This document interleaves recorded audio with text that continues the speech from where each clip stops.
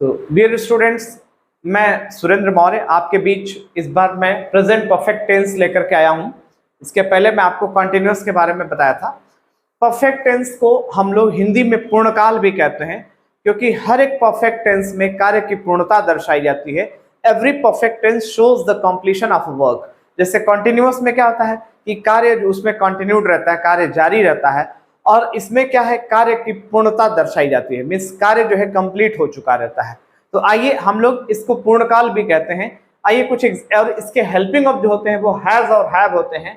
Has जो है ही, she, it या कोई नेम आ जाए या जितने भी सिंगुलर सब्जेक्ट है उनके साथ, और हैव का यूज जो है आई, वी, यू, दे या जितने भी प्लूरल नंबर के सब्जेक्ट होते हैं उनके साथ यूज किया जाता है।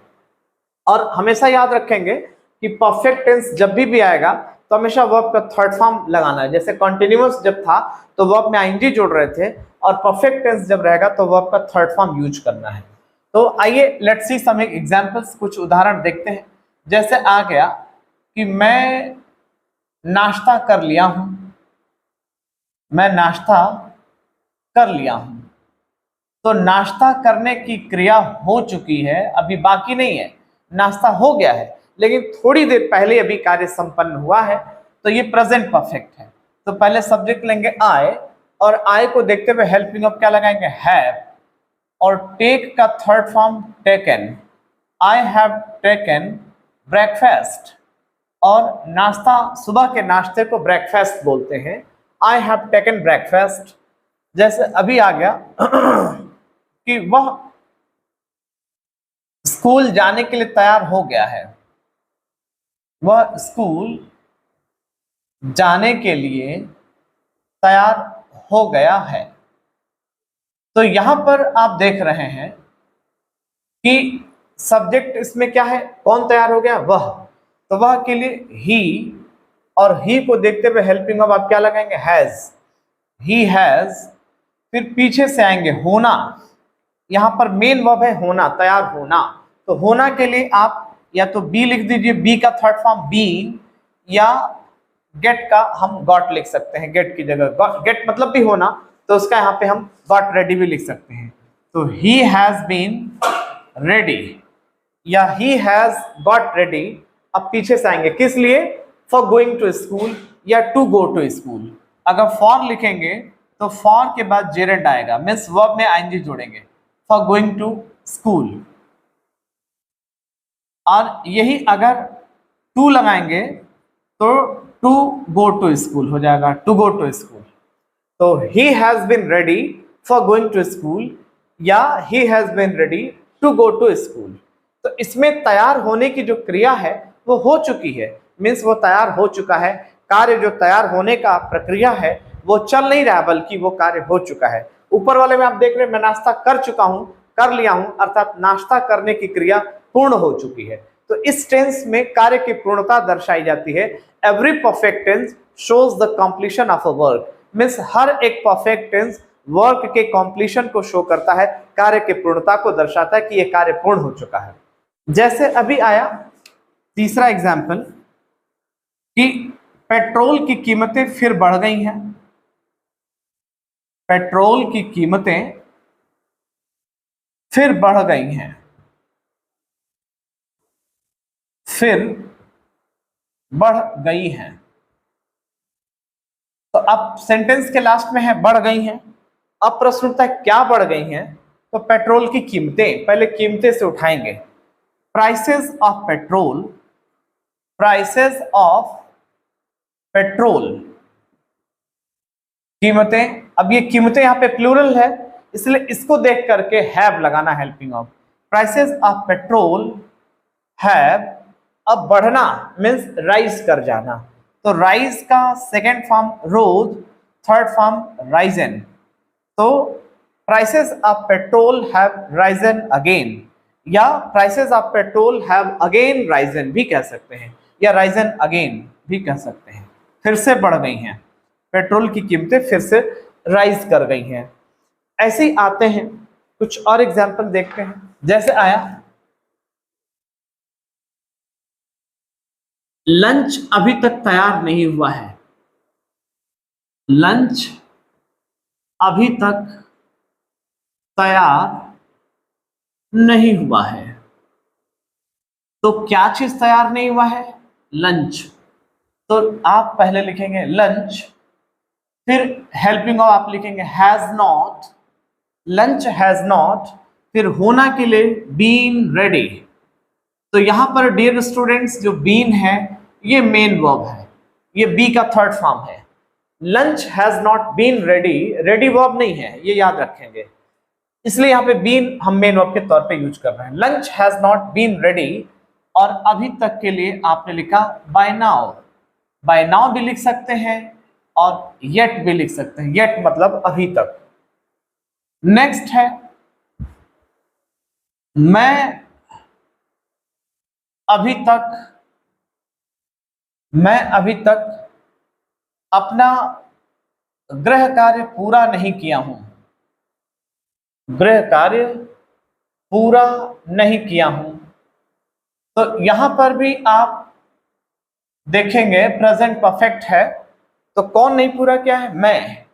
मैं के लिए क्या लिखेंगे? आई हैव नॉट, फिर क्या वर्ब का थर्ड फॉर्म लिखना है?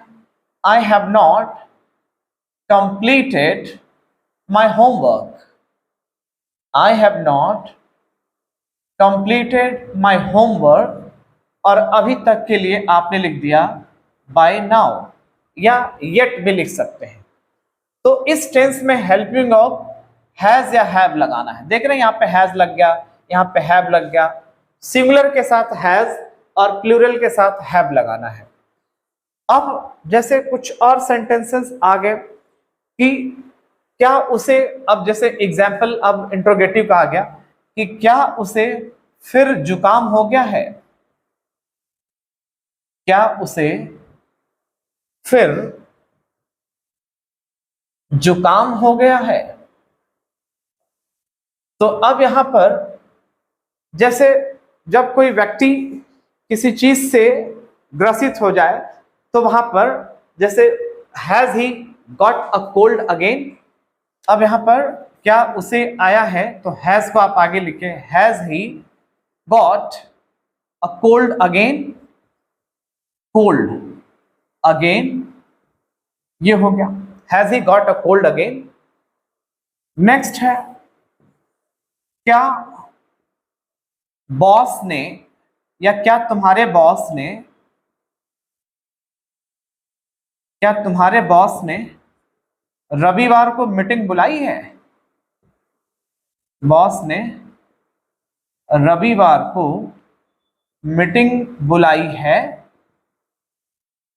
तो यहां पर आप देख रहे हैं कि क्या से सेंटेंस शुरू हो रहा है, तो आप हेल्पिंग वर्ब को आगे रखेंगे। हैज, क्योंकि बॉस तो आपके सिंगुलर है, तो हैज योर बॉस कॉल्ड, बुलाना के लिए कॉल यूज किया और कॉल में ईडी जोड़ दिया। Has your boss called a meeting on Sunday, called a meeting on Sunday. तो जब भी कोई दिन, कोई डे या डेट की बात करेंगे तो उसके पहले ऑन लगाना है। जैसे रविवार को है on Sunday, on Monday, on Tuesday, या कोई डेट आ जाए जैसे 15 जुलाई को या 15 अगस्त को या 10 अगस्त को, तो वहां पर ऑन वहां पर भी लगाएंगे। डेट भी कोई दिया रहेगा तो भी ऑन लगाएंगे, on 10th July, on 15th August, on 17th नवंबर। तो इस तरह से कोई डेट दिया रहे या कोई डे दिया रहे तो उन दोनों से पहले ऑन लगाना है। अब आइए कुछ और एग्जांपल्स देखते हैं। जैसे आ गया 8वां एग्जांपल, क्या तुम्हारे बच्चे के दांत गिरने लगे हैं, क्या तुम्हारे बच्चे के दांत गिरने लगे हैं। तो यहां पर आप क्या चीज गिरने लगे हैं? दांत। तो पहले आप, दांत प्लूरल है, एक से ज्यादा दांत हैं, इसलिए हेल्पिंग ऑफ हम लोग हैव लगा रहे हैं। Have your babies teeth, have your babies teeth, एक से ज्यादा दांत है इसलिए हम लोग टीथ लिख रहे हैं। टीथ प्लूरल होता है, टूथ सिंगुलर होता है, जब एक दांत होता है तो टूथ यूज करते हैं, और एक से ज्यादा दांत रहते हैं तो टीथ यूज करते हैं। यही बात फुट में भी है। फुट मतलब एक पैर, और एक से ज्यादा पैर है तो हम फीट लिखते हैं, डबल ओ को हटा के डबल ई लगाते हैं। तो यहां पर आया हैव योर बेबीज टीथ, अब गिरने लगे हैं मतलब गिरने शुरू हो गए हैं। Started to fall out, started to fall out मतलब बाहर निकलने लगे हैं, गिरने लगे हैं। तो वहां पर ऐसे स्थितियों में आप लिखेंगे have your babies teeth started to fall out, means बाहर गिरने लगे हैं, निकलने लगे हैं। आइए कुछ और एग्जांपल्स देखते हैं। अब सेकंड टाइप के एग्जांपल, जैसे तुम मेरी मोबाइल के पीछे क्यों पड़ गए हो, तुम मेरी मोबाइल के पीछे क्यों पड़ गए हो।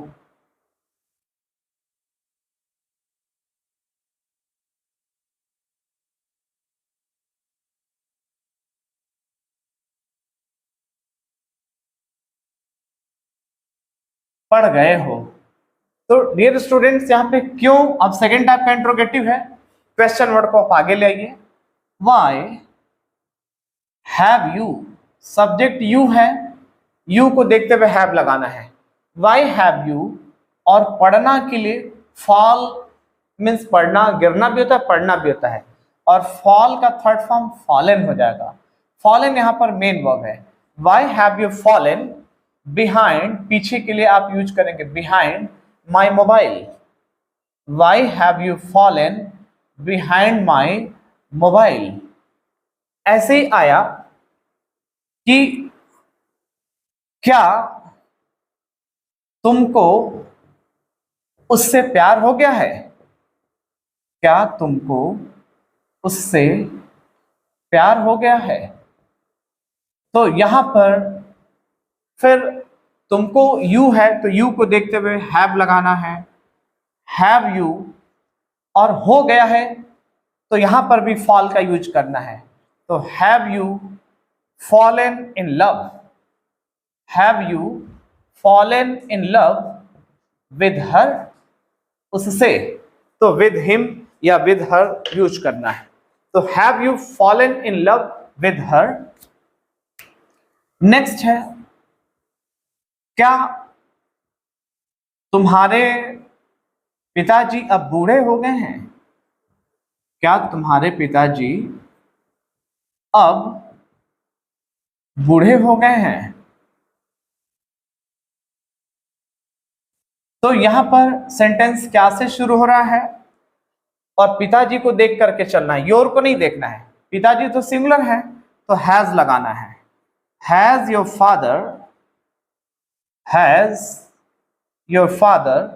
अब होना के लिए आप ग्रो, ग्रो मतलब होना, ग्रो का थर्ड फॉर्म ग्रोन लिख सकते हैं, या बिकम भी लगा सकते हैं, बिकम मतलब होना। तो has your father been, been भी लगा सकते हैं, BEEN, हम बिकम की जगह बीन भी लगा सकते हैं। तो has your father grown old, बूढ़े होने के लिए ग्रोन ओल्ड या बिकम ओल्ड या बीन ओल्ड। नाउ मीन्स अब, तो has your father grown old now means क्या तुम्हारे पिताजी अब बूढ़े हो गए हैं। अब कुछ और एग्जाम्पल देखेंगे प्रेजेंट परफेक्ट सेकेंड टाइप के। जैसे अगला एग्जाम्पल आया, क्या आप कभी विदेश गए हैं, क्या आप कभी विदेश गए हैं। तो जब इस तरह के सेंटेंस आएंगे तो आप यहां पे लिखेंगे have you ever been, ever का मतलब कभी, यहां पे गए हैं की जगह हम बीन लगा रहे हैं। Have you ever been to abroad, ABROAD, abroad या फॉरेन कंट्री भी लिख सकते हैं। Have you ever been to abroad या have you ever been to foreign country. तो अब्रॉड का मतलब विदेश, और एवर जो है ये एडवर्ब है, और एडवर्ब के बाद आपको मेन वर्ब लिखना है, ये वर्ब है। बी यहाँ पे जाने का सेंस मतलब होने का, मतलब क्या आप कभी विदेश हो आए हैं या कभी गए हैं। तो यहाँ पे ऐसे स्थिति में गॉन की जगह बीन का यूज ज्यादा अच्छा रहेगा। Have you ever been to abroad. अब ये सेकेंड टाइप के भी एक आध और कुछ एग्जाम्पल जैसे आ गए, ये तो फर्स्ट टाइप के हैं। जैसे आया, तुम आज क्या क्या किए हो, आज तुम क्या क्या किए हो। तो जब एक ही क्वेश्चन वर्ड दो बार आ गया तो उसको ऑल जोड़ना है। पहले भी ये बात बताई जा चुकी है, what all have you done today. You आपका सब्जेक्ट है और डू का third form done, today. What all have you done today, तो डन, डू का थर्ड फॉर्म डन, ये मेन वर्ब है आपका। इसी तरह से आया, जैसे आया, आज तुम्हें यहां आने में देर क्यों हुआ है। आज तुम्हें यहां आने में देर क्यों हुआ है, देर क्यों हुआ है। तो यहां पर क्यों को आप आगे ले आएंगे, वाई हैव यू, सब्जेक्ट है यू, इसीलिए आप हैव लगा रहे हैं। वाई हैव यू, और हुआ है के लिए आप बी का थर्ड फॉर्म बीन या गॉट भी लिख सकते हैं। Why have you got late या why have you been late, ये बीन आपका मेन वर्ब है होने के सेंस में। Why have you been late to come here, यहां आने में या यहां आने के लिए, तो आपने लिखा to come here. Why have you been late to come here. Next है, तुम्हारी मम्मी रात के भोजन में और क्या बनाई है। तुम्हारी मम्मी रात के भोजन में और क्या बनाई है, और क्या बनाई हैं। तो यहां पर क्वेश्चन वर्ड के साथ और जुड़ गया, और क्या। तो जब और जुड़ गया तो उसके साथ आपको एल्स जोड़ना है। व्हाट एल्स मतलब और क्या। फिर हेल्पिंग ऑफ हैज लिखेंगे क्योंकि आपको मदर को देखना है। मदर आपकी सिंगुलर है, एक वचन सब्जेक्ट है, इसलिए हैज लगाना है। What else has your mother prepared for dinner today, या प्रिपेयर्ड, तो यहां पे बनाने का मतलब तैयार करना, prepared for dinner, prepared for dinner, और आज की मतलब रात के भोजन में है तो प्रिपेयर्ड फॉर डिनर, ये हो जाएगा। What else has your mother prepared for dinner. तो इस तरह से डियर स्टूडेंट्स आपने देखा कि ये प्रेजेंट परफेक्ट रहा जिसमें हेल्पिंग ऑफ हैज या हैव का यूज कर रहे थे और मेन वर्ब थर्ड फॉर्म में यूज किया जाता है। अब मैं आपको नेक्स्ट वीडियो में पास्ट परफेक्ट पढ़ाऊंगा और पास्ट परफेक्ट के सारे रूल्स समझाऊंगा। इस तरह से मैं सारे पहले टेंस कंप्लीट करने के बाद तब मैं आपको मॉडल्स, जो मॉडल ऑक्सिलरी वर्ब है, can, could, may, might, should, must, और ये सारी चीजें भी मैं आपको बताऊंगा। तो आज के लिए इतना ही। That's all today and see you again in next video. Thanks to all of you for watching this video.